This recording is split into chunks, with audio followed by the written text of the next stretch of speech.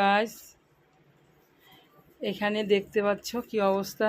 বাড়িতে জঙ্গল উঠে গেছে। শ্রাবণ মাসে এসে গেছি লাস্ট সোমবার, এতদিন আসেননি, তোমাদের দাদাভাই আসেনি। এখন বাড়িতে ছাদ ঢালাই হবে, দেখো যে উপরে ঘর হচ্ছে, তোমরা দেখেছো আগের ভিডিওতে। কাঠ ফেলতে এসছে, তখন ছেলে চাবি নিয়ে এসছে, তখন থেকে দেখো আগে রাতে শুতে আসতাম।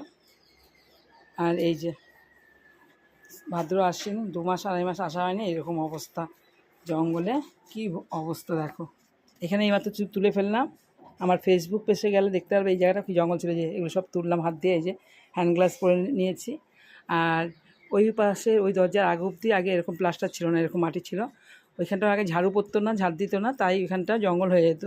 এখন ওইখানে যেহেতু আমার ভাসুরের জায়গা ভেবে, ভাসুরের জায়গা পাকা করে নিয়েছে, রাস্তাটা যাতায়াতের পথ আমাদেরই, যে ভালো করেছে, পাকা করেছে, অতটুকু ঝাড় দেয়। আর এই দিকটা ঝাড়ু পড়ে না, যেহেতু জঙ্গল হয়ে যায়।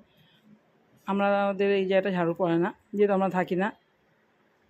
আমি যদি থাকতাম ওদিকটা, হয়তো এখানটা কেউ না থাকলে আমি হয়তো দু হাত তো ঝাড়ু দিয়ে দিতাম। যাই, সবাই তো সমান হয় না, সেটা বলে আমার লাভ নেই। এই সমস্ত কথা না থাকলে জঙ্গল হবে, বাড়িতে লোক না থাকলে নোংরা হবেই। আমি পরিষ্কার করে নেব। এই যে যেহেতু কিছু লাগলে যদি কিছু হয় স্কিনে, সেই কারণে লাগিয়ে নিয়েছিস।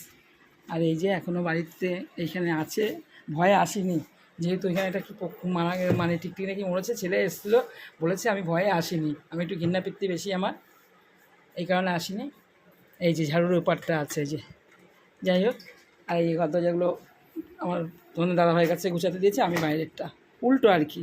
ছেলেরা বাইরে জঙ্গল পোষা করে আর মেয়েরা ঘর পোষা করে, যে করছি দুজনে মিলেই। আর এই যে এসতে দাঁড়িয়ে থাকবে, দাঁড়িয়ে থাকবি। ভিডিওটা দেখো, লাইক কমেন্ট শেয়ার করো। পুরো পরিষ্কার হয়ে গেলে তোমাদের অন্য আরেকটা ভিডিওতে দেখাবো।